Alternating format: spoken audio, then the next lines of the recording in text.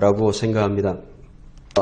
우리의 현실이, 오늘날 현실이 이 하박국이 고민하던 현실하고 똑같다는 것이죠.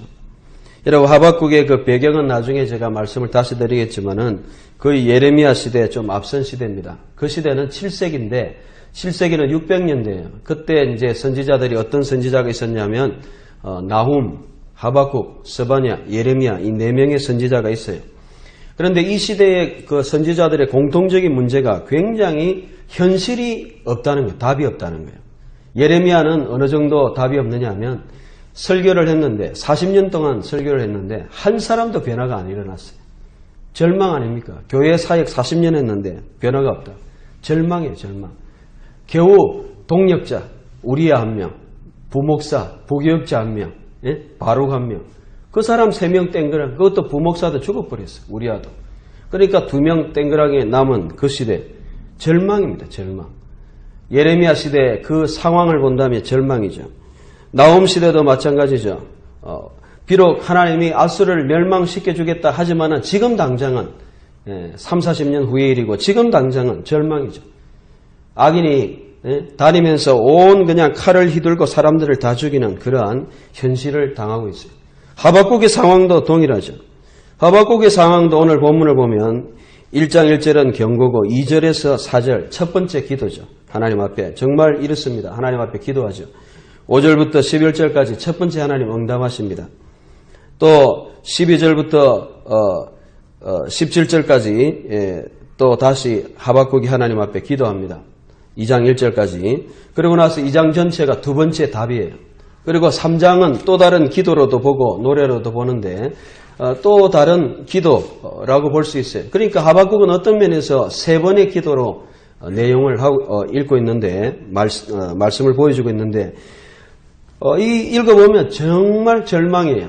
40년 동안 한 명도 돌아오지 않은 것과 비슷한 상황으로 시대가 너무너무 악하고 답이 없어요. 답이. 오늘날 시대도 그렇습니다. 오늘날 시대도 여러분 결과가 없으면 안 돼요. 예레미야는 40년 동안 설교를 했는데 한 사람도 회개하지 않았어요. 제가 이런 이야기 하니까 어느 전도사님이 열심히 전도하는데 어떤 교회는 열매가 없대요. 그런 교회도 있다 그래요. 전도하면 하나님이 기뻐하시는데 전도를 해도 교회 안 오는 교회도 있대요. 그렇죠.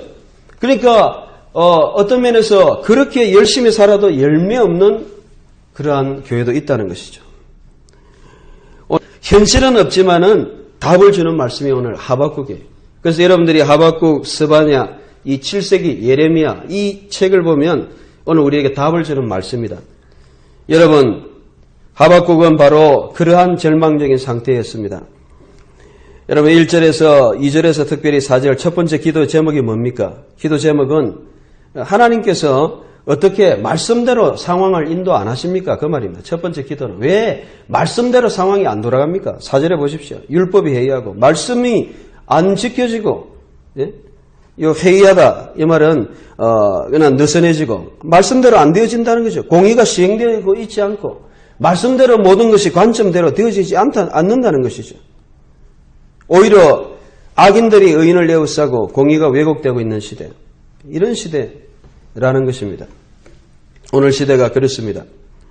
그래서 여러분 정말 우리는 말씀의 소망을 가져야 됩니다. 오늘 시대에 답이 없을 수 있어요. 여러분 나훔, 하박국, 스바냐, 예레미야 시대에는 답이 없어요. 현실에 답이 없어도, 현실의 결과가 안 나타나도, 현실의 열매가 없어도 절망하지 않아야 돼요. 하박국은 현실은 아니라는 거예요. 4절에 율법이 하나님의 말씀이 안 지켜진다는 거예요. 하나님의 이 말씀대로 상황이 되어지지 않는다는 거예요. 오히려 악인들이 에워싸는 그런 상황이 되었다는 거예요. 그래서 절망에 빠졌습니다. 하박국은 너무너무 답답합니다. 여러분 이 악인은 어떤 사람이냐? 그래서 우리가 이 배경을 알아야 돼요. 하박국의 배경은 많은 학자들이 제가 주석을 한 12권을 오늘 다 읽어보니까 이 전체적인 많은 학자들이 이 시대를요 주로 여호야김 시대로 봐요. 여호야김 시대는 언제냐면 여러분들이 요시야의 그 아들 막내 아들 여호아하스 그 다음에 여호야김이 왕이 됐는데 여호아하스가 잡혀가고 여호야김 두 번째 아들이 이제 왕이 됐는데 이 여호야김 시대 여러분들 예레미야 보면 이 여호야김은 굉장히 악한 왕이었어요. 성경을 예레미야가 전거하면 이 성경을 찢었어요. 두루마리를 그냥 읽으면 그냥 찢어가지고 불에 던지는 성경을 태운 그런 악한 왕이었어요.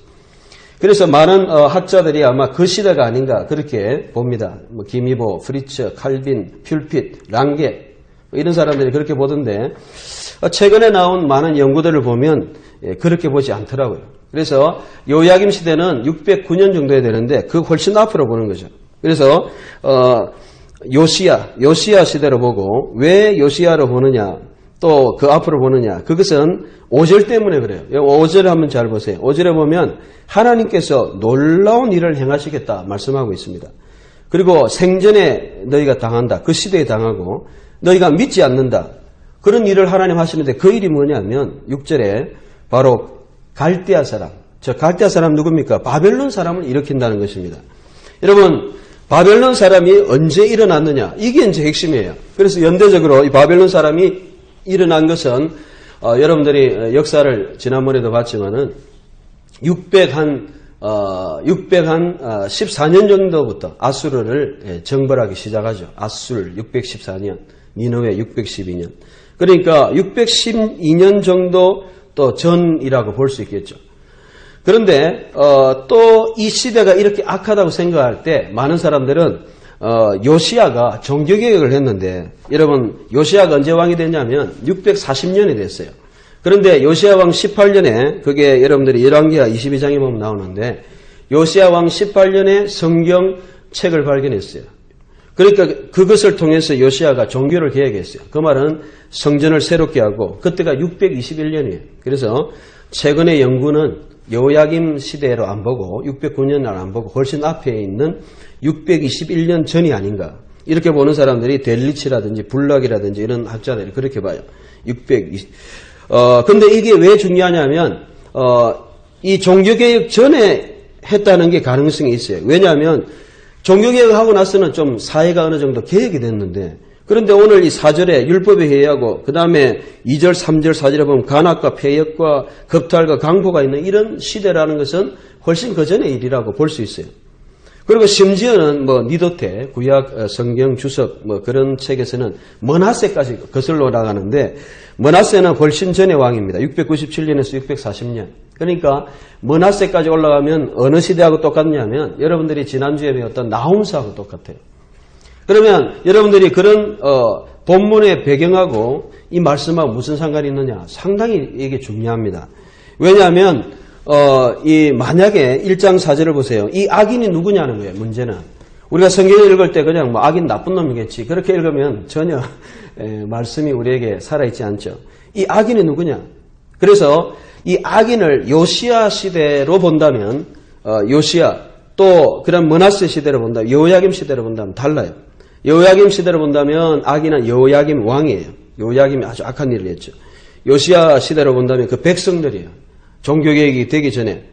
그래서 머나세 이후에 아몬, 특별히 머나세 왕은 굉장히 악한 왕이었는데 여러분들이 열왕기하 꼭 집에 가서 읽어보시기 바랍니다. 21장 읽어보면 가장 악한 왕 중에 하나가 머나세 왕이에요. 유다 왕 중에서.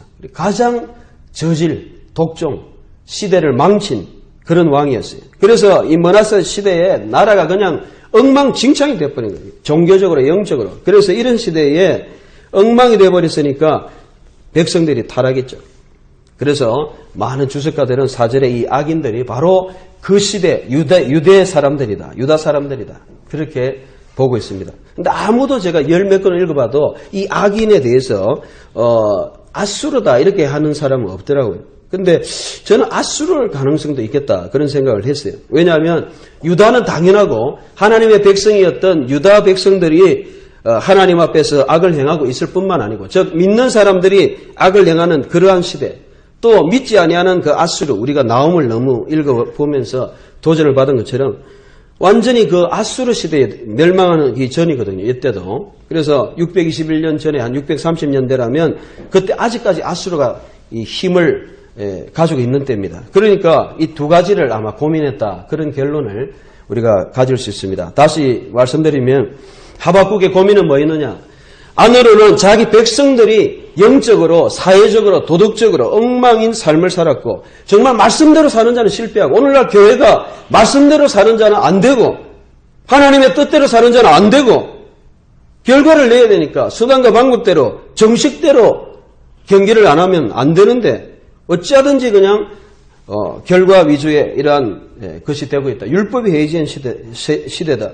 하나님의 공의가 나타나지 않는 시대다. 오늘날도 똑같습니다, 여러분. 다른 것 같아요. 같습니다. 열매가 중요하고 결과가 중요하고 그러나 여러분 중요한 것은 하박국은 그런 가운데서 기도했다는 것입니다. 여러분 오늘 우리가 이러한 시대적인 괴리라고 그러죠. 부조리 또 영어로 좀 유식하게 이야기한다면 여러분들이 이 디아더시 신정론 어찌하여 하나님이 이러한 어려움을 주시는 그런 상황 이해되지 않는 현실과의 어떠한 하나님의 말씀과 같이 하지 않는 이런 갈등들 이런 것을 어떻게 우리가 극복할 수 있는가. 여러분 하박국은 기도로 시작해서 기도로 끝난다는 것입니다. 기도가 답이 되는 것입니다. 2절에 보십시오. 부르짖어도 그 다음에 외쳐도 여러분 이 기도는 외치는 기도입니다. 그냥 주여 이런 게 아니고 부르짖는다는 거예요. 샤바 부르짖는다. 외쳤다. 쫙 소리 지른다. 그래서 이 하박국의 기도는 간절한 기도였습니다. 너무너무 안타까운 기도였습니다. 그리고 그 기도는 어느 때까지 How long? 언제까지입니까 주님? 언제까지 하나님의 말씀대로 안 나타나고 언제까지 이러한 악 속에서 우리가 결과도 없이 열매도 없이 살아야 됩니까? 그래서 그 현실을 보면 많이 나타나고 있죠. 3절에도 람마 어찌하여 그렇게 말씀하고 있고 단어들도 보시면 아주 신랄하게 가낙, 아벤, 악이란 말이죠. 폐역, 아말, 급탈, 쇼드, 강포, 하마스, 변론, 리브, 분쟁, 아돈 그야말로 악한 부당한 압제, 사회적인 죄, 또 영적인 이러한 한마디로 몹쓸 세상이다. 말씀하고는 다르다. 오늘 우리가 하나님의 말씀을 믿고 사는데 말씀대로 현실이 되어진다면 왜 갈등이 있습니까? 내가 말씀대로 살고 그대로 믿고 사는데 왜 갈등이 있겠어요? 말씀대로 살아도 결과가 없고 인정해 주지도 않고 또 그대로 되지도 않고 하는 이런 상황 때문에 우리는 낙심하고 절망하고 그렇게 살아가죠. 그런데 오늘 하박국은 우리에게 위로해 주십니다. 절망하지 마라. 왜냐하면 하나님께서 그런 시대, 답이 없는 시대도 있다. 예레미야의 40년 동안 답이 하나도 없었어요. 열매도 없었어요. 하나님은 때때로 어떤 시대에 답이 결과가 없는 시대도 있어요. 오늘 한국교회는 답이 있고 뭔가 70년대만 해도 복음을 전하면 열매가 나타나고 교회만 세우면 사람들이 몰려오는 그런 시대도 있었지만 지금은 이제 하박국의 탄식과 같이 이런 기도와 같이 이런 시대가 지금 오고 있다는 것이죠. 사람들이 하나님 앞에 부르짖어도 하나님 앞에 외쳐도 그 사람들이 돌아오지 않고 오히려 교회는 악하고 간악하고 폐역하고 하나님의 말씀은 전혀 지켜지지 않는 이러한 현실을 우리가 당하고 있는 거예요. 이 현실하고 똑같다는 거죠. 저는 정말 너무 동감한다는 것이죠. 너무 답답한 현실을 우리가 살아가고 있습니다. 그럴 때 하나님께서 5절에서 11절 답을 주십니다. 하나님 어떤 답을 주십니까? 야, 네가 악인 때문에 고민하냐? 악한 시대 때문에 고민하느냐? 그래, 그 악인은 두 가지라고 말씀드려요. 첫째는 백성이다. 그 백성들 악인이지. 내가 어떻게 할 건지 아니? 너희 시대에 내가 바벨론을 일으키겠다. 바벨론은 614년부터 본격적으로 일어나서 609년에 그 애굽을 물리치고 605년에 완전히 그 중동을 사로잡은 그런 나라죠. 그러니까 이 말씀을 일으킬 것이다 하는 말씀을 예언하고 있기 때문에 그 이전의 말씀으로 봐야 되겠죠. 그래서 그 바벨론이 어떤 나라냐? 아수르에 대해서 말을 하고 있지 않지만 아수르가 악인이라고 힌트를 주는 그런 학자도 있긴 있어요. 부대라는 실학자인데 이 학자는 그렇게 봐요. 그렇다면 지금 이 아수르 악한 사람들이 피를 흘리고 너희 백성들이 이렇게 악을 행하고 있지만 정말 더 대단한 사람을 내가 일으켜가지고 이제 박살을 내줄 것이다 하고 하나님이 말씀 놀라운 비밀을 가르쳐 주시는 것입니다. 여러분 오늘 시대는 그렇습니다. 악한 사람이 날뛰고 뭔가 그렇게 하는데 하나님께서는 또 다른 사람들을 통해서 완전히 그냥 그 사람들을 정리해버리는 경우가 있습니다. 여러분 아수르의 악함도 이 갈대아 바벨론에 무너지고 이스라엘 유다 백성들의 그 교만도 바벨론에 완전히 그냥 무너지게 된다는 것입니다. 하나님은 이러한 심판을 예비하셨습니다. 그래서 8절에 표범보다 빠르고 이리보다 사납고 그리고 독수리가 이렇게 모이를 먹는 것처럼 날아오는 그 바벨론. 그래서 이 바벨론이 모든 것을 다 정복하게 되고 그 다음에 나중에는 다 끝낼 것이다. 그렇게 답을 줬어요. 그러니까 이 하박국이 참 희한하죠. 하나님 너무 현실이 어려워가지고 몹쓸 세상입니다. 하나님 말씀대로 안 됩니다 했는데 하나님께서는 희한하게 더 이상한 것을 통해서 그럼 해결해 준다. 답은 주셨어요. 그래서 다시 기도했어요. 하박국이 하나님 그런데 제가 이해 안 되는 게 있습니다. 1장 12절부터 왜 하나님께서는 분명히 하나님께서는 거룩한 분이 아니십니까? 보십시오. 12절에 보십시오. 하나님은 거룩하신 분이 아니십니까? 거룩한 자시여. 하나님은 거룩하신 분인데 또 13절에 의로우신 분이 아닙니까? 악을 못 보고 정말 악인이 의인을 삼키는 것을 또 못 보는 어려운 분 아닙니까? 또 14절부터 17절까지 하나님께서 통치하시지 않습니까? 그런데 어째서 악한 사람이 또 나타나가지고 또 세상을 뒤집을 것입니까? 여러분 우리는 이러한 신학적인 딜레마에 빠질 수 있습니다. 오늘 우리가 말씀을 아무리 믿어도 현실 때문에 무너지는 사람들이 많아요. 여러분 분명히 오늘 이 말씀을 통해서 우리는 분명한 관점을 가져야 됩니다. 하나님께서 이미 해결하셨고 마지막에 완전히 회복하실 것입니다. 그러나 그 중간에 오늘 우리가 이 시대, 갈등의 시대는 악한 사람들이 하나님이 미리 모든 것을 정복하시고 하나님 나라를 성취하셨지만은 주님이 재림하시기까지 사탄이 날뛰고 머리는 밟혔지만 아직도 날뛰고 세상 가운데 살아가는 것이 사실입니다. 그래서 이것을 신학적으로 유기라 그래요. 유기. 로마서 1장 24절에서 28절까지 하나님께서는 그냥 악인들이 악하게 살도록 내어버려 두셨다. 이 유기라 그래요. 하나님 믿는 사람들은 선택하시고 붙드시고 그 사람들을 하나님이 인도하시지만은 악한 사람들은 그냥 네 마음대로 살아라. 놔둬버리는 거예요. 이걸 유기라 그러죠. 그래서 하박국은 이 부분을 이해를 못한 거예요. 하나님의 의로우심이 있고 하나님의 거룩하심이 있고 하나님의 통치하심이 있는데 어떻게 이 악한 인간이 또 나타나가지고 또 다른 한 시대를 휘젓고 다니겠습니까? 견딜 수 없습니다. 왜 잠잠하십니까? 그래서 첫 번째 기도에는 뭐였습니까? 말씀대로 안 되는 몹쓸 세상. 두 번째는 무슨 기도였습니까? 불의한 자. 왜 하필이면 바벨론입니까? 왜 하나님은 잠잠하십니까?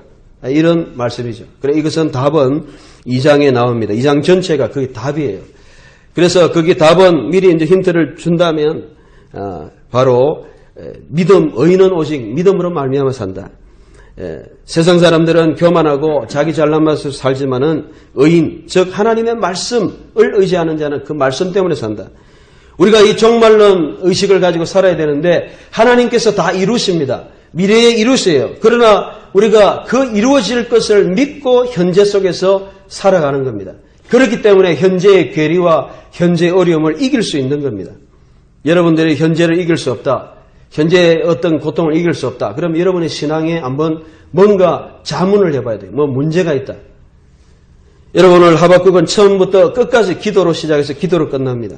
나중에 3장에 보면 여러분 3장 17절에 보면 비록 무화과나무가 무성치 못하고 포도나무에 열매가 없으며 감람나무에 소출이 없으며 밭에 식물이 없으며 우리의 양이 없으며 외양간에 소가 없을지라도 아무것도 없어요. 그러나 나는 여호와를 인하여 즐거워하며 나의 구원의 하나님을 인하여 기뻐한다.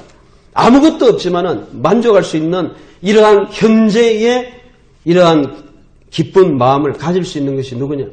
종말론적인 신앙. 현재의 답이 없는 것 같지만은 여러분 이걸 못 믿으면요 신앙으로 살 수가 없어요. 그러니까 이게 안 되니까 모든 신앙생활이 어떻게 되냐면 눈에 보이게 신앙생활을 하는 거예요. 눈에 보이게. 주님을 섬기는데 보상이 없어 눈에. 그러니까 교회에서 상을 주고 눈에 보이게 뭐 해주고 그래야 사람들이 움직이는 거죠. 그거는 잘못된 거예요. 눈에 안 보이는 겁니다. 내가 아무리 해도 하나님 답도 없어. 선물도 안 줘. 상도 안 줘. 그런데 우리는 상 주시는 하나님을 믿고 모든 것을 우리가 이겨가는 거죠. 당장 아무런 답이 없고 당장 결과가 없고 당장 우리 눈에는 우리 시대에는 우리 세대에는 어떤 면에서 우리가 이 복음을 전하고 해도 결과가 없을 수도 있지만은 그러나 하나님을 믿고 우리가 기도함으로 그 현실을 이겨갈 때 하나님께서 이루시는 그러한 바로 종말론적인 자세. 그래서 저는 이 종말론에 대해서 한번 이 하박국을 묵상하면서 해봤어요. 뭐냐? 종말론은 바로 기도로서 사는 것이다. 종말론의 자세는 모든 괴리를 이길 수 있는 것은 기도밖에 없다. 내가 의문이 되고 극복이 안 되면 기도해야 돼. 마음의 평안을 얻을 때까지.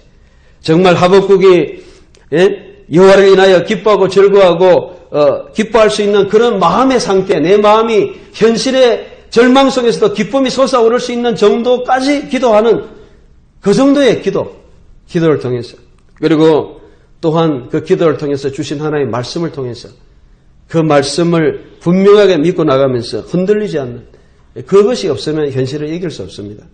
오늘날 신앙인들은 너무 흔들립니다. 너무 약합니다. 오늘 나훔, 하박국, 스바냐 시대, 예레미야 시대에 살았다면 전부 다 넘어졌을 것입니다. 오늘 여러분들은 어떻습니까? 오늘 하박국 1장을 보면서 우리 현실이 그냥 그렇게 쉽습니까? 몹쓸 세상인데, 답이 없는 세상인데, 정말 말씀대로 안 돌아가는 세상인데 어떻게 여러분 이길 수 있겠습니까? 그것은 여러분들이 정말 하나님만 바라보고 기도하는 그런 사람이 되어야 될 거예요. 기도를 해야 됩니다. 여러분 하박국같이 모든 문제를 가지고 여러분의 괴리를 가지고 기도해야 돼요. 기도하면 하나님께서 정말 이런 마음을 주시고 극복할 수 있는 그런 마음을 주십니다. 오늘날 많은 사람들이 이 말씀으로 위로를 받을 수 있다. 저도 그래서 예레미야, 하박국 말씀이 너무너무 위로가 됐어요. 내가 하는 게 때때로 너무 결과도 없고 답도 없는 것 같지만 가장 중요한 것은 외적인 적도 중요하지만 내 내면을 낙심시키는 이러한 적, 그 적은 바로 이러한 말씀에 대한 불신의 적이고 또한 이런 기도하지 않은 낙심하는 이런 적이죠. 우리는 이런 것을 이길 수 있어야 됩니다. 하박국은 정말 문제를 가지고 기도했습니다. 1장도 기도고 2장도 기도고 3장도 기도고 말씀 전체가 기도예요. 여러분들도 우리의 어떤 갈등, 여러분의 고민이 있습니까? 여러분이 아직 마음이 평안하지 못합니까? 여러분이 뭔가 신앙생활 하는데 뭔가 이 말씀대로 이렇게 되어지지 않는 상황을 느끼십니까? 그렇다면 하박국같이 하나님 앞에 부르짖으시기를 바랍니다. 하나님은 분명히 응답하십니다. 하나님은 분명히 보여주십니다. 하나님은 분명히 기도 중에 우리의 분명한 답과 하나님의 계획을 우리에게 보여주십니다. 내 마음을 변화시켜 주십니다. 그래서 내 생각을 깨닫게 해주십니다. 그래서 하나님 계획을 알게 하시고 마지막에 어떤 상황도 이길 수 있는, 아무것도 없어도 만족하고 즐거워할 수 있는 기쁨을 회복시켜 주십니다. 이것은 여러분 이렇게 마음을 안 가지는 사람이 비정상적인 사람이에요. 오늘날 신앙인들이 이런 마음을 안 가지고 있다. 그럼 그 사람은 비정상적인 사람이에요. 기도가 충분히 안 됐든지 말씀을 충분히 의지 안 하든지 둘 중에 하나입니다. 종말론적인 신앙, 오늘 이 시대의 신앙은 정말 계리와 갈등 속에서 이기는 신앙입니다. 현실의 열매가 없어도 이겨가는 신앙이고 하나님의 말씀을, 그 말씀을 믿고 신실하게 그 말씀대로 우리가 나아가는 그런 신앙입니다. 그래서 우리가 이 하박국과 같이 오늘도 기도로서 답을 얻고 담대하게 이 세상을 살아가는 여러분 되시기를 주의 이름으로 축원합니다. 라고 생각합니다. 우리의 현실이, 오늘날 현실이 이 하박국이 고민하던 현실하고 똑같다는 것이죠. 여러분 하박국의 그 배경은 나중에 제가 말씀을 다시 드리겠지만은 거의 예레미야 시대에 좀 앞선 시대입니다. 그 시대 내용 아닙니까? 1장 2절에서 4절에 보니까 첫 번째 하박국이 기도를 했습니다. 그 기도는 세상이 정말 이렇게 엉망이 아닙니까? 악인들이 설치지 않습니까? 몹쓸 세상입니다. 하나님께 그렇게 기도를 했죠. 그러니까 하나님께서 5절부터 11절을 통해서 그렇지만은 내가 그 몹쓸 인간들을 내가 심판할 것이다. 바벨론을 들어서 그렇게 말씀하십니다. 그리고 하박국이 또 기도를 했습니다. 2장 12절에서 17절, 오늘 본문의 1절까지 기도, 두 번째 기도가 뭐냐면, 그렇다면 왜 하나님 이렇게 몹쓸 사람조차도 이렇게 나서고 있는데 하나님이 잠잠하십니까? 13절에 보십시오. 자기보다 어려운 사람을 삼키되 잠잠하시나이까. 하나님이 잠잠하신 것 같은 그러한 현실에 대해서 또 하나님 앞에 기도를 했습니다. 그렇게 하니까 오늘 2장 전체가 두 번째 기도에 대한 응답으로 주신 말씀입니다. 오늘 우리가 이것을 배울 수 있는 것은 기도는 뭐냐? 우리가 현실에서 해결되지 않는 문제들, 여러분들이 답을 얻지 못한 문제들을 가지고 하나님께 나아가는 것이 기도입니다. 기도를 통해서 우리의 모든 문제가 정답을 가질 수 있습니다. 기도는 마치 무엇과 같으냐면 채널을 맞추는 것과 같습니다. 우리가 TV를 볼 때 채널을 맞춰야 보이지 않습니까? 아무거나 그냥 틀면 나오는 게 아니죠. 하나님 앞에 포커스를 맞추는 게 바로 기도입니다. 그런데 저는 오늘 2장 전체가 아주 중요한 한 가지 초점이 있다는 것을 발견했는데 그것은 바로 뭐냐면 특별히 4절과 5절에 있습니다. 여러분 하나님께서는 왜 잠잠히 계시느냐? 하나님께서 우리가 볼 때 당장 모든 것을 왜 심판하지 않느냐? 그러한 답답한 우리가 마음을 가지고 있을 것입니다. 그러나 거기에 대한 분명한 답을 주셨는데 그것은 바로 말씀이라는 것입니다. 2장 4절에 보면 그래서 의인은 어떤 사람이냐? 그 믿음이라고 했는데 사실은 이 믿음이라는 말은 말씀의 신실함을 이야기합니다. 히브리어로는 에무나. 그래서 신약에서는 믿음이라고 번역했지만은 이 구약 자체에서는 신실함, 하나님의 말씀, 그것을 통해서 살아간다는 것입니다. 그런데 악인들은 그렇지 않죠. 악인들은 5절에 보니까 오히려 교만하고 그 다음에 자기의 욕심을 부리는 그러한 사람이다. 심지어는 자기를 만족시키기 위해서 모든 나라와 모든 사람들을 자기를 위해서 존재하도록 하는 그러한 일을 하고 있다는 것입니다. 여러분, 이것이 바로 핵심적인 오늘 메시지입니다. 여러분이 악인이냐 의인이냐? 여러분들이 어떤 사람입니까? 그것은 하나님께서 하박국에게 두 번째 주신 그 답과 같이 내가 하나님의 말씀을 따라 살면 여러분이 의인이고 내가 나를 위해서 살고 나의 중심적으로 살면 그 사람은 악인이다 라는 것이죠. 여러분, 사람이 자기를 위해 살지 않는 것 같지만은 심지어는 우리가 하나님을 위해서 산다고 고백하고 심지어는 하나님의 일을 하면서도 얼마든지 우리는 자기를 나타내고 자기를 위해서 살아갈 수가 있는 것입니다. 여러분, 그래서 오늘 내용 전체가 그렇게 흐릅니다. 본문의 구절을 보시면 2장 1절에는 기도에 대한 응답이고 그 다음에 2장 2절에서 5절까지는 특별히 하나님이 지시하십니다. 2절 3절. 그래서 무엇을 지시하시느냐 하면 말씀, 묵시를 읽을 수 있게 하라. 그리고 그 말씀에 대해서 두 가지 자세가 있다. 겸손과 교만. 그래서 의인과 악인이 생긴다. 5절까지 말씀하시고 그 다음에 6절부터 20절까지는 재밌는데 히브리어로 보면 호의라는 말이 있습니다. 우리나라 성경에 번역된 화 있을진저, 화가 있도다 그런 뜻입니다. 그래서 여러분들이 5가지의 구조가 명확하게 나와 있어요. 5가지의 화 이래가지고 나와 있는데 첫 번째가 6절에서 8절 그리고 두 번째가 9절에서 11절 그리고 세 번째가 12절에서 14절, 그리고 네 번째가 15절에서 17절, 그리고 다섯 번째가 18절에서 20절 보면 모두 다 화 있을진저하고 그 말씀이 들어 있습니다. 그러니까 악인들은 이렇게 살기 때문에 하나님의 저주가 있다, 심판이 있다라고 말씀하고 있습니다. 그런데 그 내용도 잘 읽어보면 전부 다 자기 중심의 삶이라는 것을 알 수가 있어요. 그러니까 한마디로 이야기하면 의인과 악인의 차이는 뭐냐면 착하게 사느냐 나쁘게 사느냐가 아니고 말씀을 기준으로 해가지고 내 중심으로 살면 악인이고 하나님의 말씀을 믿고 받아들이고 말씀 앞에 순종하고 발버둥 치면 의인이라는 것입니다. 그래서 그 말씀이 2장 4절 특별히 대표적인 말씀, 여러분 의인은 그 믿음으로 말미암아 산다. 그 말씀이 바로 신약 성경에 인용이 되는 것입니다. 그래서 비록 히브리어로는 그런 뜻이 좀 아닙니다. 베 짜딕 베 에무나 토 이흐예 이렇게 되어 있는데 의로운 사람은 그 신실함으로 살 것이다. 그런 뜻이죠. 히브리어로는. 그렇다면 이 신실함이 뭐냐? 에무나. 에무나라는 것은 바로 하나님의 말씀이죠. 그래서 신약 성경에서는 이 말씀이 바로 그 말씀을 받아들이는 이신칭의를 위해서 로마서 1장 17절에 의인은 믿음으로 말미암아 살리라. 로마서 1장 17절에 인용하고 있고 그 다음 갈라디아서 3장 11절에도 이 말씀을 그대로 인용하고 있습니다.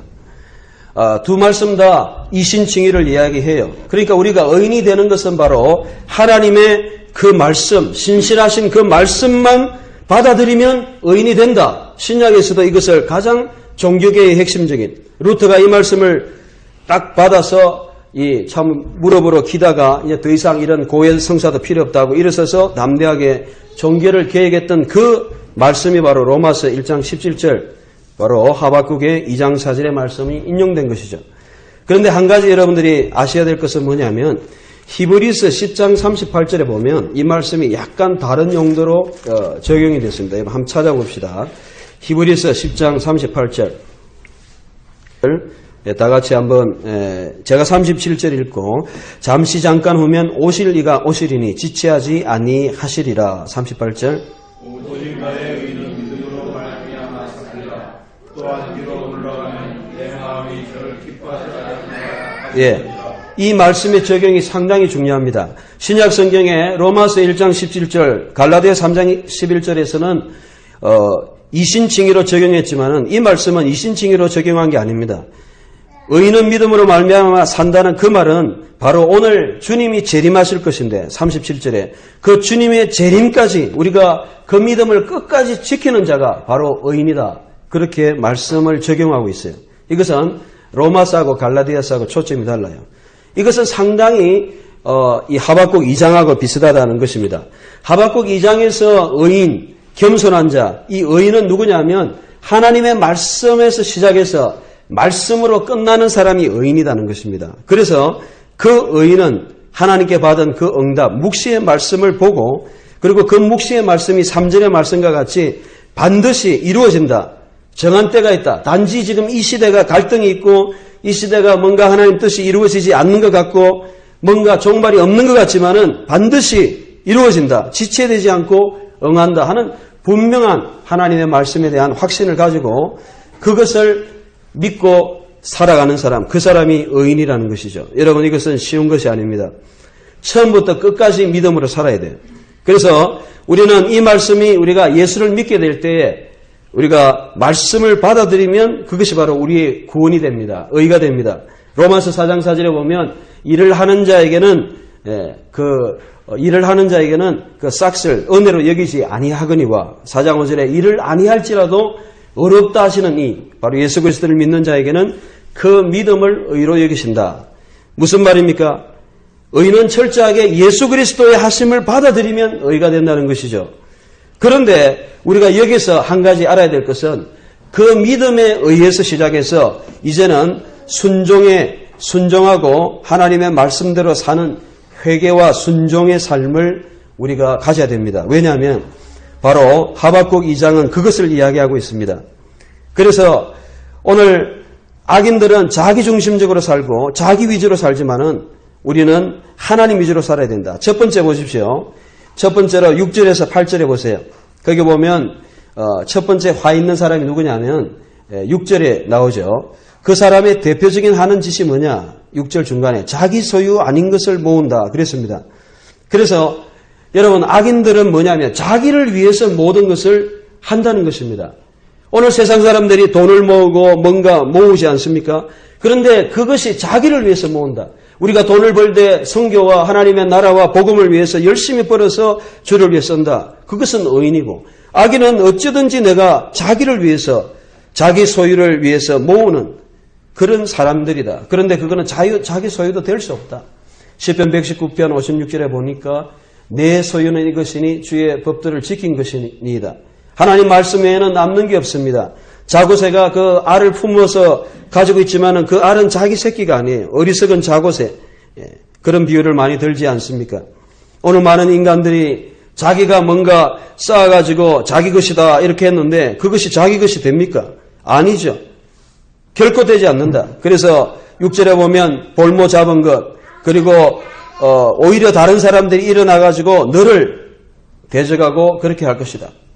여러분 오늘날 자기 소유를 위해서 살아가는 모든 어리석은 사람 죄인들입니다. 자기 것을 위해서 추구하는 자 어리석은 자예요. 이렇게 하지 말라는 거예요. 우리는 믿음으로 의롭게 되었고 의로운 삶을 살기 때문에 이렇게 살아서는 안 된다. 삶이 달라야 된다. 의인의 삶이 있어야 된다. 그것을 말씀하고 있습니다. 두 번째로 보십시오. 9절에서 11절에 보면 불의의 일을 취하는 사람이다. 그렇게 말씀하고 있습니다. 불의의 일은 뭡니까? 이것은 자기를 위해서 안전하고 재앙을 피하고 또 높은 데 거하는 것입니다. 이것은 여러분들이 오바다서에 보면 굉장히 편안한 삶을 추구하는 것입니다.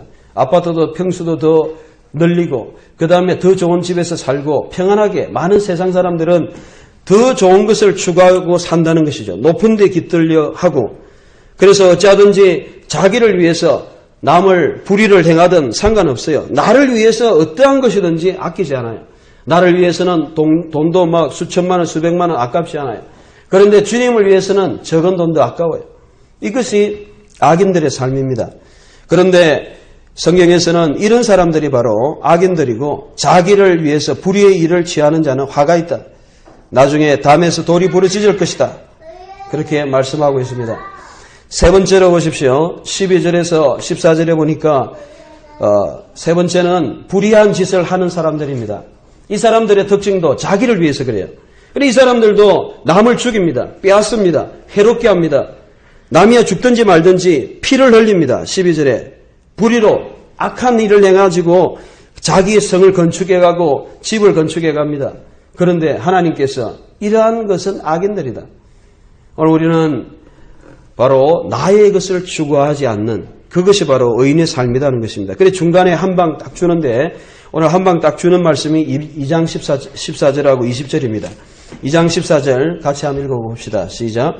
대저 물이 바다를 덮은 같이 여호와의 영광을 인정하는 것이 세상에 가득하려. 이 말씀 무슨 말입니까? 하나님께서 비록 악인들이 이러한 철학을 가지고 살아가지만은 하나님께서 반드시 하나님의 영광을 온 세상에 나타나고 지금은 비록 그 악인들이 지금 팽배한 것 같지만 하나님의 영광이 온 세상을 덮을 것이다 하는 이러한 놀라운 그 메시지를 하박국이 한번 고백을 하는 거예요. 그래서 세 가지 이야기하고 한 방 딱 때리고 그 다음에 이제 네 번째 사람들 보십시오. 15절에서 17절. 이 사람들은요 폭력과 강포를 행한 사람입니다. 남이야 죽든 말든 이번에 뭐 우리 누구누구처럼 뭐 자기 중심으로 사니까 내 마음에 안 들고 그러면 전부 적이고 너희고 악한 사람이에요. 그래서 15절에도 보면 남들에게 대해서 자기 분노를 더하고 남을 취하게 하고 심지어는 술 같이 마셔가지고 술 취하게 해가지고 빨가벗기고 욕보이고 더럽히고 이런 짓을 남을 수치를 이렇게 당하게 합니다. 왜? 자기의 기쁨을 위해서 자기의 그냥 뭐 쾌락을 위해서 이렇게 한다는 것이죠. 이런 사람이 악인이다. 의인은 이런 사람이 아니죠. 자기에 너무 초점을 맞추고 있다. 그래서 여러분들이 결론적으로 이 5 종류의 모든 저주받은 사람이 자기중심적이다라는 것입니다. 그래서 결국 이들은 수치를 당하고 17절에도 보면 사람의 피를 흘립니다. 너희에게 강포를 행한 것 같이 내게도 강포가 돌아온다. 마지막에 사람은 어떤 사람입니까? 18절에서 20절에 우상을 섬기는 자인데 이 우상을 섬기는 자도 참 재미있어요. 제가 한번 전도를 한 적이 있습니다. 절에 다니는 사람이에요. 여자분인데 이분이 이제 절에 다니는 것을 좋아한대요. 왜 그렇게 절에 가는 게 좋으냐 하니까 절에 가면 상관을 안 한대요. 자기가 뭐 하는지 무슨 죄를 지었는지 그래 자연도 보지만은 자기한테 누가 아무 말도 뭐 배경이 어딘지 교회 가면 뭐 어디서 오셨습니까? 뭐 너무 꼬치꼬치 물으니까 그런 게 싫다는 거예요. 자기 죄가 드러나는 게 싫다는 거예요. 그냥 뭐 보고 그냥 온다는 거죠. 여러분 우상을 섬기는 사람들의 특징이 그래요. 자기를 위한 종교입니다. 하나님을 섬기는 사람은 하나님이 자기를 간섭합니다. 야 이렇게 해라 저렇게 해라 싫어요. 잔소리 듣기 싫어요. 그러니까 우상을 섬기는 게 편하죠. 우상은 말도 안 하니까 내가 믿고 싶으면 믿고 안 믿고 싶으면 안 믿고 우상도 인격을 가지지 못한 것을 섬기기 때문에 자기중심적인 신앙이죠. 여러분 이런 사람들은 결국은 전부 하는 행동이 자기를 추구하고 자기를 높이고 자기를 위해서 남을 죽이고 자기를 위해서 남들을 그냥 괴롭히고 자기의 어떤 신념을 위해서 살아가고 돈이 우상이 되고 세상의 어떤 것이 우상이 되고 이렇게 살아가는 사람입니다. 결론적으로 또 한 방을 줍니다. 하박국이 2장 20절 같이 한번 읽어봅시다. 시작. 오직 여호와는 그 성전에 계시니 온천하는 그 앞에서 잠잠할지어다.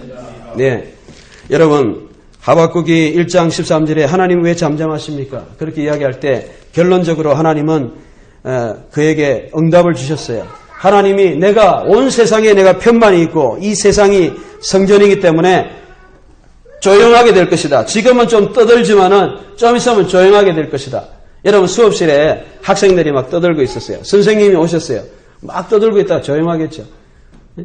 막 사람들이 자기가 옳다고 시끄럽게 하고 있다가 주님이 딱 오셨어요. 조용하게 될 수밖에 없어요. 하나님이 오시면 조용하게 되는 거예요. 그래서 우리는 이러한 것을 통해서 여러분 이게 핵심적인 원리입니다. 그래서 이 장을 볼 때 하나님께서 우리에게 주신 응답은 뭐냐? 오늘날 세상에 뭔가 좀 부조리하게 사는 것 같지만은 의인과 악인의 삶은 분명히 차이가 난다. 악인의 핵심적인 차이는 뭐냐? 5절에 자신의 쾌락과 자신의 어떠한 욕심을 채우고 또한 자신을 위해서 만국과 만민을 모은다. 모든 것을 자기 중심으로 살아간다. 자기 마음 안 들으면 죽이고 자기 마음 안 들으면 괴롭히고 자기 중심이다. 여러분, 신앙인들도 제가 보니까 자기 중심인 사람들을 보았어요. 신앙생활도 자기 중심으로 하는 사람들이 있을 수 있습니다. 이것은 의인이 될 수 없는 거예요. 의인은 처음부터 끝까지 하나님 중심적입니다. 의를 얻을 때도 믿음으로 그분의 말씀을 통해서 얻는 것이고 그 다음에 우리가 의로움을 받는 것도 그분과의 관계 속에서 받는 것이에요. 그럼 여러분들이 어떻게 살아야 되느냐? 바로 하나님의 말씀 앞에서 그 말씀 앞에 순종하고 그 말씀의 신앙 앞에서 우리의 삶을 드림으로 살아야 됩니다. 믿음은 바로 이 말씀 앞에서 순종하는 것입니다. 하나님은 분명하게 우리에게 뜻을 보여주셨어요. 하나님은 우리에게 정말 하나님과의 관계 속에서 말씀으로 사는 자만이 의인이다라고 말씀하고 있습니다. 여러분은 어떻게 살고 있습니까? 고린도전서 10장 31절 먹든지 마시든지 무엇을 하든지 하나님의 영광을 위해서 하라고 말씀합니다. 로마서 14장 8절 우리가 살아도 주를 위해 살고 죽어도 주를 위해 죽나니 그러므로 사나 죽으나 주의 것이다 라고 말씀하고 있습니다. 오늘 우리는 하나님의 뜻의 중심에 맞춰야 됩니다. 여러분, 우리는 세상의 어떠한 결과와 드러나는 것에 어떠한 것을 초점을 맞추면 안 됩니다. 저는 요나서 보니까 요나가 설교를 할 때 12만여 명이 회개했어요. 요나는 말도 하기 싫어가지고 설교를 했는데 12만여 명이 회개했어요. 예레미야는 하나님 앞에 신실하게 40년 동안 설교를 했는데 단 2명, 우리야, 그리고 바룩밖에 없었어요. 여러분, 결과는 하나님이 주시는 것입니다. 결과는 시대 다른 것입니다. 결과는 하나님이 니느웨 백성들을 763년에 그들에게 큰 정말 일식을 통해 가지고 태양이 어두워지고 회개하지 않을 수 없는 상황을 만들어놨을 때 내가 그 설교를 했을 때 그 설교를 듣고 그들이 회개하는 역사가 일어나는 것입니다. 결과는 하나님이 만들어주시는 거예요. 교회도 마찬가지입니다. 결과는 하나님 만들어주시는 거예요. 우리는 그 결과에 초점 맞추는 게 아니고 비록 상황이 아닌 것 같고 현실이 아닌 것 같고 하박국과 같이 주여 이렇게 하나님 앞에 믿음으로 살고 내가 바르게 사는데 왜 하나님은 잠잠하신 것 같은 현실과 지금 왜 우리가 이런 어려움을 당합니까? 그런 괴리가 없다면 신앙이 아니라는 것이죠. 현실에 괴리가 있습니다. 우리는 세상 생활을 할 때에 이 말씀과 주님의 결과는 분명히 다릅니다. 말씀은 결과가 아닙니다. 말씀은 약속입니다. 말씀은 하나님의 성취입니다. 그렇기 때문에 우리가 그 말씀 그대로 믿고 그대로 사는 것이 우리의 능력이고 이것이 의인의 삶입니다. 여러분, 우리는 이러한 믿음을 가지고 이제 자기중심적인 모든 신앙을 버리십시다. 자기 성취, 자기 만족, 자기 도취. 그래서 오늘 본문과 같이 자기를 즐기고 술을 즐기고 쾌락을 즐기고 교만하고 자기가 높아지고 그 다음에 자기의 욕심을 채우고 그 다음에 자기의 모든 뜻을 위해서 모든 만국과 만민들을 모아가지고 자기의 쾌락을 다하는 이러한 자기중심. 이것은 의인의 삶이 아닙니다. 교회 안에도 이런 사람들 얼마든지 있을 수 있습니다. 우리는 이런 것을 버리고 오늘 4절의 말씀과 같이 의인은 하나님을 바라보는 자는 말씀을 바라보고 그 말씀의 신실함, 그 믿음이라는 것은 신실함, 에무나, 신실함, 변함없음. 그래서 여러분들이 말씀을 바라보는 자는 변함이 없어요. 이랬다 저랬다 안 합니다. 상황에 따라 달라지지 않습니다. 하나님의 그 말씀에 오로지 변함없이 끝까지 가는 그런 사람이 바로 그래서 에무나는 firmness, steadfastness, fidelity 바로 그것이 fidelity 우리의 어떤 변함없는 마음이 바로 이것이 의인의 요소입니다. 여러분 우리는 하나님 앞에 우리 자신을 바꾸고 회개해야 됩니다. 잘못되는 모든 것을 하나님 앞에 회개해야 됩니다. 순종해야 됩니다. 말씀 앞에 그래서 하박국은 비록 자기 생각과 하나님 뜻이 달랐어요. 하나님 말씀이 없을 때 기도하면서 갈등했어요. 그러나 하나님의 뜻이 이 장에 나타났어요. 그러니까 그 말씀에 모든 것을 맞췄어요. 우리가 하나님의 뜻을 몰랐을 때는 내 뜻대로 살았다 할지라도 하나님의 말씀이 분명히 말하고 있을 때 그 말씀 앞에 순종하는 이것이 의인의 삶입니다. 여러분 이런 순종의 삶을 사시기를 바랍니다. 그래서 3장의 결론에 보면 이렇게 사는 사람은 현실을 초월하는 신앙을 가지죠. 그래서 무화과나무도 무성치 못하고 포도나무에 열매도 없고 감람나무에 소출이 없고 밭에 식물이 없어도 우리의 양도 없고 외양간에 소가 없어도 결과가 없고 현실이 없어도 하나님을 인해서 만족할 수 있는 신앙, 그것은 바로 의인의 삶입니다. 내가 오늘 죄인의 삶을, 악인의 삶을 추구한다면 여러분들은 나의 성취에 만족하지만 오늘 우리가 의인의 삶을 살고 있다면 믿을 때도 믿음의 의고 살 때도 말씀의 의를 바라보고 그래서 그 말씀을 이루실 그 하나님 앞에 오늘도 믿음으로 살아가시는 의인의 삶을 사시는 여러분 되시기를 주의 이름으로 축원합니다. 아멘. 아닙니까? 1장 2절에서 4절에 보니까 첫 번째 하박국이 기도를 했습니다. 그 기도는 세상이 정말 이렇게 엉망이 아닙니까?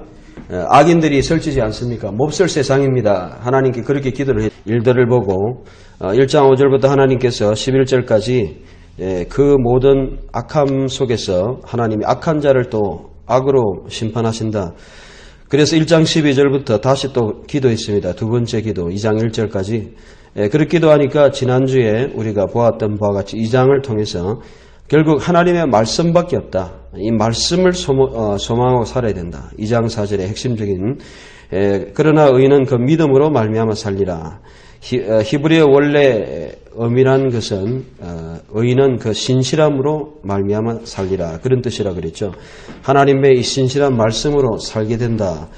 그렇게 우리가 보았습니다. 오늘은 3장 1절에 보니까 기도, 또 기도입니다. 3장. 그래서 1장과 2장은 현실에 관한 기도라고 한다면 3장은 하나님을 직접 만나는 그런 기도, 시편에서 마치 하나님을 보는 기도와 같은 그런 기도라고 볼 수 있죠. 그래서 테필라, 라 하바쿡, 하나비, 알 이렇게 나오죠. 그래서 이 테필라, 기도다, 기도. 그래서 시고노스에 맞춘 기도인데 1절에 보면 제목이고 2절은 이제 하박국이 간구를 합니다. 여호와여 하면서 간구를 하죠. 그리고 3절에서 15절까지 하나님의 큰 능력을 묘사하고 있습니다. 3절에서 15절. 그리고 16절에 주님께서 응답을 하시고 그 다음에 17절에서 19절까지 확신, 이런 내용으로 전체적으로 내용이 구성되어 있다라는 것을 우리가 볼 수 있겠습니다. 특별히 오늘 이 말씀은 기도로 시작합니다. 그래서 이 기도가 과연 뭐냐, 우리가 거기에 대한 내용들을 잘 이해를 해야 됩니다. 과연 하박국의 기도는 뭐냐? 오늘 본문의 기도를 한번 잘 보세요. 보면 3절부터 특별히 15절까지 어떤 기도입니까? 누구를 만나는 기도입니까? 바로 하나님을 만나는 그런 기도다라는 것입니다. 기도에는 여러 가지 종류가 있다 그랬죠. 자기 자신을 바라보는 기도가 있고 또 하나님을 만나는 기도가 있고 그리고 남들을 위해서 간구하는 기도가 있고 이런 세 가지의 기도가 있다 그랬는데 오늘의 이 기도의 내용은 특별히 어떤 기도입니까? 테필라, 하나님을 만나는 기도다. 3절부터 15절. 그래서 이 내용이 아주 중요한 내용입니다. 하나님을 그가 기도를 통해서 보았다는 것입니다. 1장, 2장에서는 응답만 받았어요. 그렇죠? 그런데 3장은 누구를 봅니까? 하나님을 직접 만났습니다. 그래서 많은 신학자들은 주석을 보니까 이것이 바로 디아파니, 하나님의 신현이다. 그렇게 이제 설명을 하고 있습니다. 특별히 그 2절부터 쭉 보면 3절은 하나님의 영광, 3절에 보세요. 그 영광이 하늘을 덮었다. 하나님은 온 세상에 영광이 가득한 분이다. 영광. 4절에 보니까 그 광명이라고 그랬는데 권능 이랬는데 영어로는 스플렌더, 광명이 빛이 있었다. 그렇게 그래서 빛, 카오르, 빛이 있었다. 스플렌더.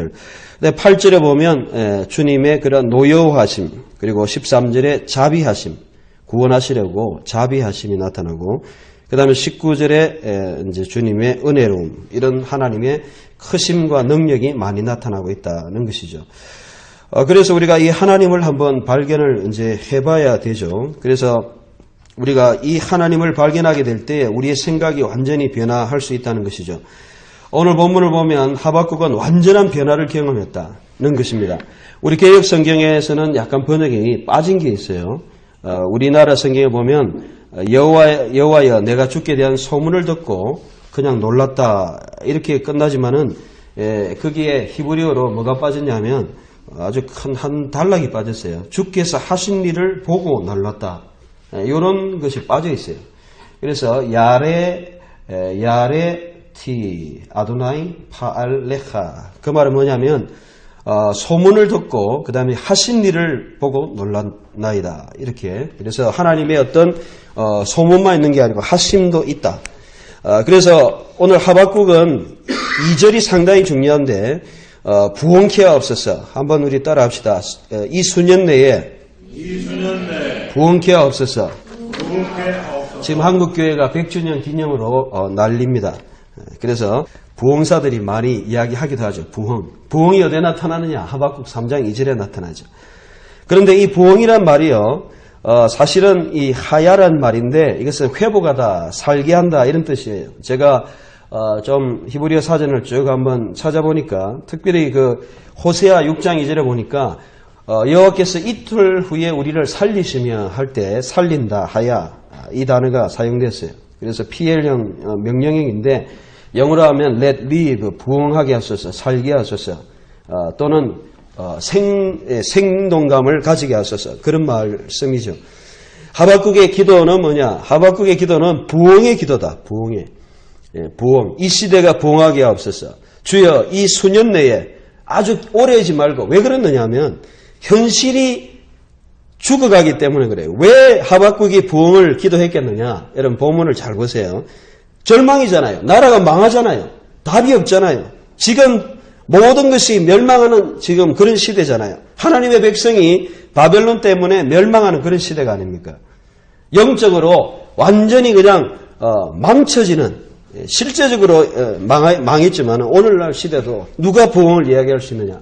영안이 열린 사람이 부흥을 이야기할 수 있죠. 오늘 이 시대가 정말 영적으로 타락하고 혼탁하고 뿐만 아니고 또 바벨론과 같이 이 시대의 문화에 꽉 차가지고 교회가 청년들이 모든 사람들이 이러한 시대의 정신에 시대 정신이 뭡니까? 오늘날 시대 정신? 쾌락이죠. 오늘 시대 정신이 뭡니까? 안락함이죠. 오늘 시대 정신이 뭡니까? 돈입니다. 돈만 있으면 된다. 우리가 이런 잘못된 시대 정신을 바라볼 때 하나님 정말 교회를 부흥케 하옵소서. 이 시대를 새롭게 하옵소서. 살게 하옵소서. 죽어가는 영적으로 혼탁해지는 이 시대가 정말 새로워지게 하옵소서. 생기를 얻게 하옵소서. 100주년 아니더라도 우리는 이러한 영적인 간구와 소원을 가져야 될 것입니다. 물론 이것은 우리 개인적인 교회도 마찬가지고 지교회도 마찬가지고 또한 이 시대도 마찬가지고 이 한국교회도 마찬가지고 오늘 이 세대가 하나님 앞에서 새롭게 살게 하옵소서, 부흥하게 하옵소서, 살려 주옵소서, 리바이브하게 하옵소서 이렇게 우리가 기도하는 것이 바로 하박국의 기도고 우리의 기도가 되어야 될 것이다. 그래서 수년 내에 하나님이 정말 하나님이 나타나 보이시는 이러한 기도를 하박국이 드렸다. 이게 굉장히 중요합니다. 여러분 어떤 기도를 드리고 있습니까? 영적인 분별을 가지고 이 기도가 발라야 돼요. 여러분 어떤 기도를 하느냐에 따라서 여러분의 생각이 다른 거예요. 그래서 우리가 이러한 시대를 분별할 수 있을 때 그냥 내 가정 잘 되게 해주십시오. 그냥 돈 좀 많이 벌게 해주십시오. 그냥 편안하게 해주십시오. 이런 그냥 개인주의적인 그런 기도가 아니고 오늘 이 말씀처럼 주의 일을 새롭게 하옵소서, 부흥케 하옵소서. 하나님의 일에 대한, 하나님의 나라에 대한 관심을 우리가 가져봐야 될 때다. 우리는 너무 개인적입니다. 우리는 우리만 바라봅니다. 하박국은 적어도 하나님의 일을 바라봤습니다.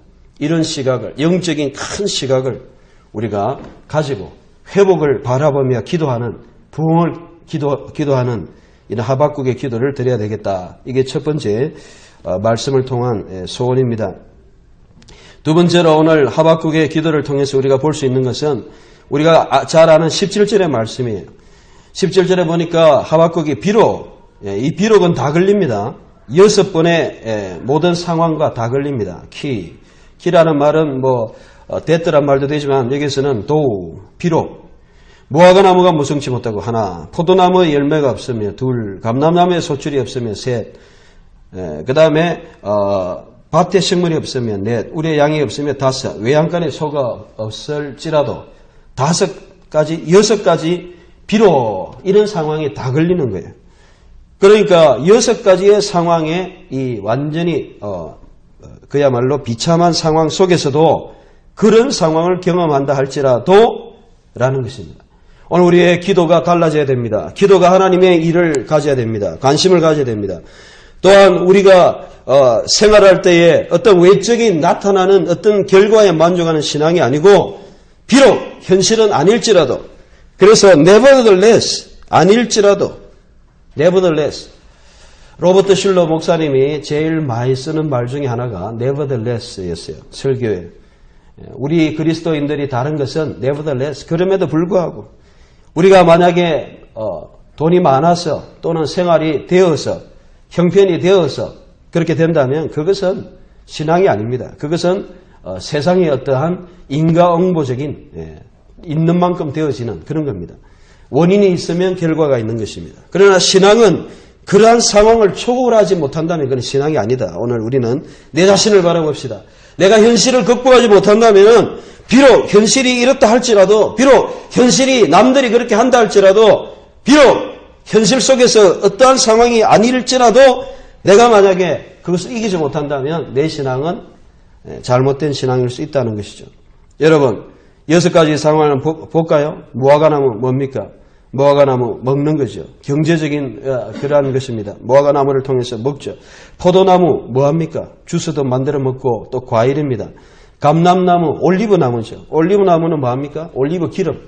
그죠? 또 여러분들이 또 올리브 가지고 뭐합니까? 그 당시에는 올리브 기름을 짜가지고 등잔도 피우고 그래서 올리브가 없으면은 이 요리하는 데도 지장이 있고 그 다음에 불도 못 피워요. 또 식물이 없다 그래서 식물은 뭐합니까? 밭의 식물. 식물은 식사하고 연관이 됩니다. 우리가 먹고 사는 식량하고 연관이 되죠. 보리와 밀을 이야기하고 있습니다. 보리와 밀이 없으면 먹지를 못하죠. 그리고 제일 그나마 나은 게 소죠. 소고기.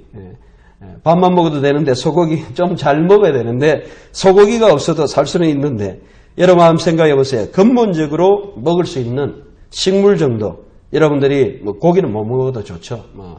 7,000원짜리, 9,000원짜리, 10,000원짜리 못 먹어도 밥은 먹어야 되는데 밥도 못 먹는다, 굶는다. 이거는 정말 괴로운 일이죠. 괴로운 일. 오늘 이 하박국은 정말 비참한 아주 없는 거에서부터 그야말로 양고기 먹을 수 있는 소고기 먹을 수 있는 그 정도 상황, 베스트 컨디션이 안 되고 심지어 미니멈 상황도 안 되는 없는 상황. 여러분들 먹을 게 아무것도 없어요. 마실 것도 없어요. 포도 주스도 못 마시고 마실 것도 없고 먹을 것도 없고 집에서 불도 없고 전기도 없고 여러분 오늘날 치자면 그런 거예요. 차도 못 타요. 기름값이 없어가지고 토큰이 없어가지고 차비가 없어가지고 차도 못 타고 다니 먹지도 못하고 이런 상황 여러분 정말 며칠만 굶어보시면 어떤 상황이 될까요? 그럴지라도 우리가 그 신앙을 지킬 수 있을까요? 이러한 신앙이 바로 참된 신앙이다는 것입니다. 저는 이 말씀을 통해서 볼 때 참 뭔가 우리가 모자란다는 것을 느꼈습니다. 우리의 신앙이 정말 이러한 진실된 신앙이 아니고 너무나 외적인 신앙, 어떤 결과와 어떤 것이 주어질 때 만족하는 신앙, 떡으로만 사는 신앙, 신명기에서 사람이 떡으로만 살 것이 아니고 하나님의 말씀으로 산다 그렇게 말씀했는데 예수님도 사탄이 시험할 때 사람이 떡으로만 살 게 아니고 돌을 떡으로 만들어라 사탄이 시험할 때 그러한 먹을 것도 있어야 되고 우리가 생필품도 있어야 되고 경제적인 뭔가 기본적인 게 있어야 되는 게 사실입니다. 그러나 신앙은 그것조차도 극복할 수 있는 것이 신앙이 되어야 된다. 오늘 하박국은 우리에게 그렇게 요구합니다. 어떻게 해서 이렇게 될 수 있을까요? 2장에서는 2장 4절에 보면 말씀을 통해서 오직 의인은 믿음, 신실한 말씀으로 그렇게 할 수 있었습니다. 오늘은 무엇을 통해서요? 기도를 통해서.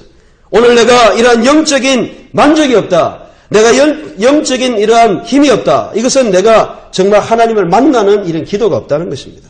내가 오늘 하나님을 만나면 외적으로 좀 부족해도 어떤 하나님, 3절부터 대만에서 오시고 거룩하신 하나님, 영광으로 가득 찬 하나님, 찬성으로 세계에 가득 차신 그 하나님, 광명으로 광선에서 손에서 광선이 나오고 그 다음에 불덩이가 발밑에서 나오는 그런 하나님.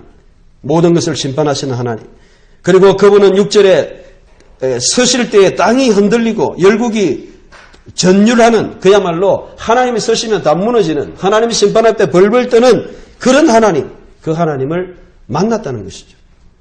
그러니까 그 하나님은 8절부터 보세요. 그 하나님은 모든 대적들을 멸하고 나를 지켜주시는 하나님. 비록 내가 어려운 가운데 있을지라도 하나님께서 말을 타시고 지금 당장은 아니지만은 궁극적으로 나를 구원해 주시는 8절에 구원의 병거 그리고 9절에 활을 꺼내셔서 그리고 모든 대적들을 살로 발하시는 쏘시는 하나님.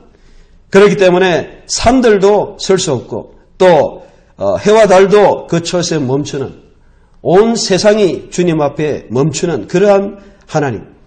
그리고 그 하나님은 12절에 보니까 분을 발하시고 그리고 모든 대적들을 그렇게 밟으시는 나라들을 비록 그 나라들이 오늘 설치고 있지만은 하나님이 한번 때만 되면 다 하나님 밟으실 수 있는 하나님.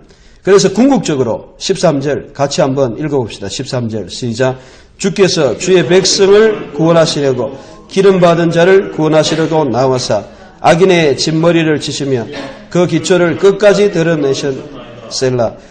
그래서 하나님은 궁극적으로 우리들을 구원하시고 대적들을 멸하시는 그런 하나님. 하나님 나를 도와주시는 그 하나님. 이 하나님을 만날 때, 이 하나님을 경험할 때, 오늘도 내가 기도 속에서 이 하나님을 내가 체험할 때 그분을 만나면 우리의 상황을 극복할 수 있다는 것입니다. 여러분의 불평이 있습니까? 원망이 있습니까? 짜증이 있습니까? 상황에 따라 늘 우울해집니까? 상황에 따라 내 생각이 달라집니까? 은행의 잔고에 따라서 내 기쁨이 달라집니까? 오늘 대부분의 신앙인들이 그렇습니다. 은행에 돈이 얼마 있느냐, 내가 빚이 얼마 있느냐에 따라 기분이 달라요. 한 20만 원, 30만 원 생기면 기분이 좀 허허하고 돈이 없어가지고 그러면 또 짜증나고 그래가지고 부부싸움도 하고 뭐 그런 가정들이 교회도 많아요. 그런데 그런 신앙이 아니고 오늘 이야기하는 신앙은 17절에 nevertheless 비록 없어도 even though 없어도 오늘 우리는 이러한 체험을 하기를 원합니다. 우리의 신앙이 나약한 신앙이 아닙니다. 현실에 좌우되는 신앙이 아닙니다. 그것은 신앙이 아닙니다. 그것은 신앙을 안 가진 사람들도 그 상황 속에서 버틸 수 있어요.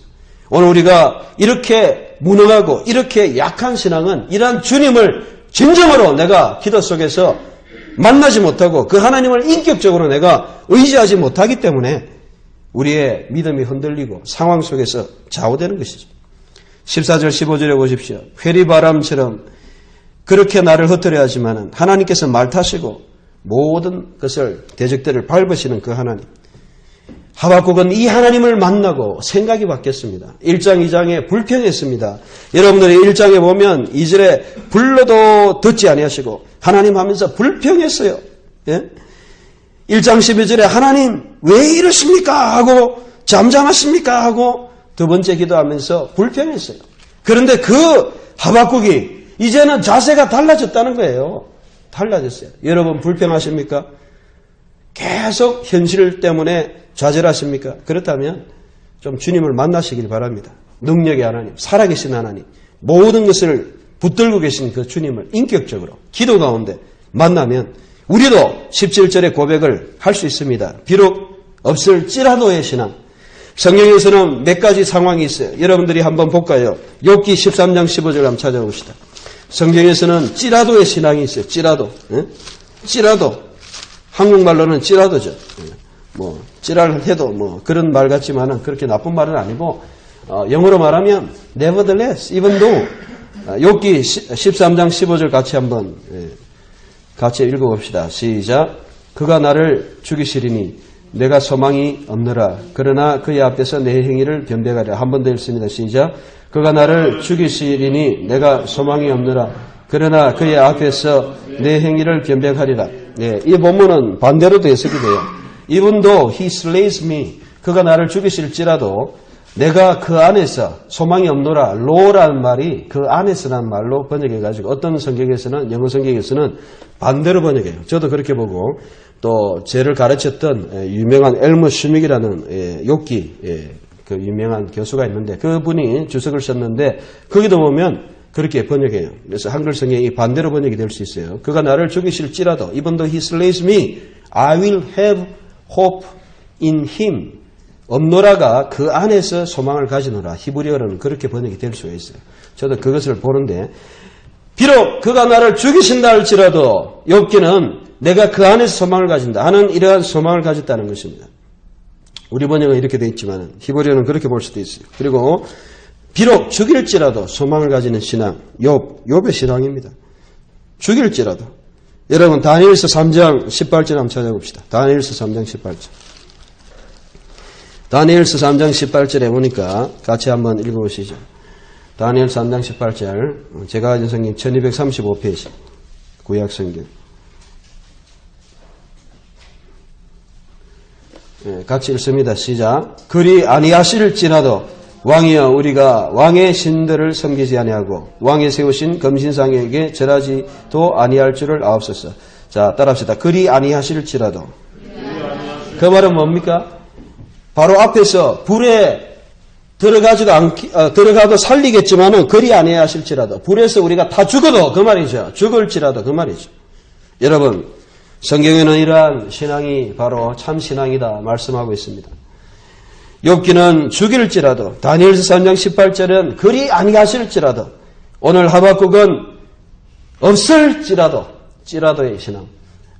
여러분 이것이 신앙입니다. 신앙은 뭐 하는 대로 인과응보적인 원인과 결과 인풋 아웃풋 이거는 신앙이 아닙니다.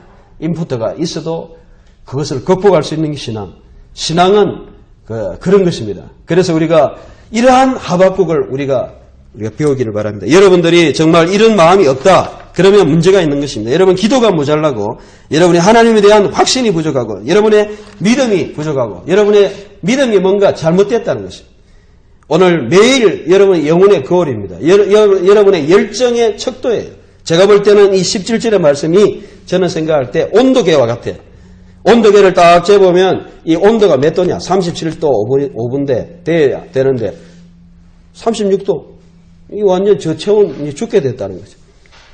여러분들이 얼마나 신앙이 바로 서 있느냐? 항상 하박국 3장 17절을 딱 읽고 그렇지. 아멘. 이렇게 되면 여러분들은 신앙이 바로 되어 있는데 뭐하고 나무가 무성치 못해? 안 돼. 이렇게 하면 벌써 문제가 있다. 영적인 온도계다. 저는 그렇게 봅니다. 이 말씀을.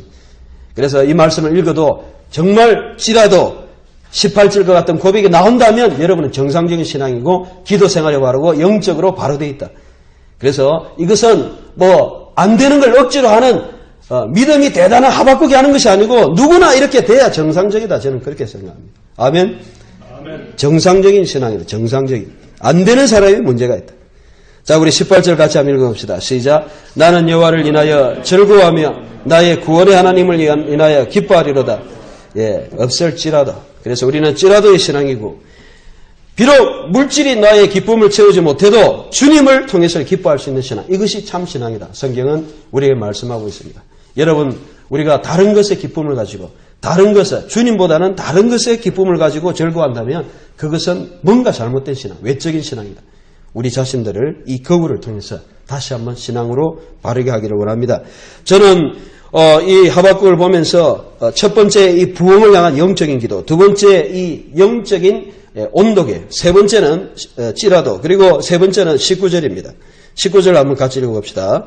시작. 주 여호와는 나의 힘이시라. 나의 발을 사슴과 같게 하사 나로 나의 높은 곳에 다니게 하시리라. 여러분 18절에서 끝나는 게 아니에요. 하박국은 한 개 더 나갔습니다. 이와 가장 비슷한 표현이 성경에 나타나요. 여러분 시편 18편 34절 한번 찾아봅시다. 여기 놔두고 시편. 그래서 이 가장 비슷한 표현을 누가 했느냐? 바로 다윗이 했어요. 다윗이 쭉 영감을 받았죠. 특별히 다윗의 그 18편은 여러분들이 사무엘하 22장에도 나타나는 다윗의 정말 원수를 이기게 하신 그 하나님을 찬양하는 노래입니다. 그래서 사무엘하 22장의 그 노래가 시편 18편과 똑같은데 딱 다른 게 하나가 있죠. 시편 18편에는 나의 힘이 되신 여호와여 내가 주를 사랑하나이다 이게 있고 사무엘하 22장에 보면 이 말이 없고 나머지는 다 있어요. 그런데 그 두 개 다 뭐가 있느냐 하면 10편 18편 33절 같이 한번 읽어봅시다. 시작. 나의 발로 암사슴 발같게 하시며 나를 나의 높은 곳에 세우시며. 예, 여러분 다윗은 무엇을 경험했느냐? 하나님께서 정말 대적들이 있었고 나를 죽이려는 사람들이 있었지만은 나는 암사슴같이, 예? 산양 사슴같이 높은 곳을 뛰어다닌다는 그러한 승리의 계가를 불렀다는 것입니다. 이것은 다윗의 삶을 통해서 경험한 것이었고 그 가장 감사한 시에서 이것을 고백하고 사무엘 하 22장에도 고백하고 그것을 또 누가 다시 한번 사용했느냐? 하박국이 사용하고 있어요. 물론 사슴과 암사슴 이 단어가 약간 다르지만 같은 개념이에요. 여러분들이 산양이나 산사슴들 보면 산 위를 뛰어다니는 그런 것들이 있어요. 산이 바위만 뛰어다니고 높은 곳만 뛰어다녀요. 원래 그렇게 다녀요. 신앙인은 뭐냐? 사슴이다. 예? 암사슴이다. 원래 뛰어다니는 그게 정상적인 거라는 거죠. 바위만 이렇게 타고 돌아다니는 게 그게 신앙이라는 거죠. 제가 옛날에 등산을 해봤는데 등산 잘하는 사람들하고 갔었어요. 정말 대단한 사람들하고 등산을 해봤는데 여러분 그렇습니다. 진정한 신앙은 바로 사슴과 같은 것입니다. 산을 타고 다니고 어디든지 어려운 것을 마음대로 자유롭게 다니는 높은 것을 다닌다 그랬잖아요. 어려운 거 못하는 걸 하는 게 그 신앙이라니까요. 없을지라도 그 신앙이라면 안 되는 걸 할 수 있는 것이 신앙이라니까요. 그래서 우리는 이 뛰어다니는 사람이 되어야 돼. 영적으로 날아다니는 사람이 되어야 돼. 여러분 기어다닙니까? 빌빌빌. 여러분 등산도 막 해야 잘합니다. 영적으로 어려운 일을 촥촥촥촥 이렇게 경험 막 그렇게 해야 날아다니는 거예요. 맨날 그냥 뒷동산도 못 올라가가지고 등산하면 비리비리비리 하고 다리도 아파가지고 그렇게 힘들어요. 여러분들 영적으로 우리가 이러한 사슴과 같아요. 어떠한 산이나 어떠한 협곡이나 어떠한 골짜기나 그런 것도 사슴과 같이 높게 다닐 수 있다. 이렇게 다녀야 원수가 우리를 쫓아오지는 못해요. 시편에 보니까 다윗이 그래서 나를 높은 곳에 세워서 야구르지 하고 위에서 용령 죽겠지 하고 약 올리는 그러한 사슴 저 위에서 잡으러 가지도 못해요. 뭐 날아다니니까. 오늘 우리는 영적으로 이러한 정말 훈련된 사람이 되어야 되겠다. 그래서 왜 하박국이 이렇게 결론을 내리는가? 그것은 바로 19절에 여호와는 나의 힘이시다. 여호와께서 힘을 주시기 때문에 요 영적인 힘을 우리가 공급받고 이러한 힘을 통해서 오늘날 이 험한 세상들을 세상 속에서 날아다니는 영적인 능력을 가지고 정말 이런 능력을 경험하는 우리가 되어야 되겠다. 이것은 다 어디서 나오느냐? 기도다는 것입니다. 말씀의 결론을 맺습니다. 오늘 하박국의 신앙은 정말 대단합니다. 이 신앙의 모든 것은 1절의 기도를 통해서 생긴 것입니다. 그 기도의 영적인 풍성함이 바로 회복을 위한, 주의 일을 위한, 주의 나라를 위한 부흥에 관한 그런 열정이 있었고 그 주님을 만나서 3절부터 15절까지 그 주님을 통해서 그가 생각과 마음과 행동이 변화됐다. 오늘도 우리의 이러한 변화의 역사를 경험하자.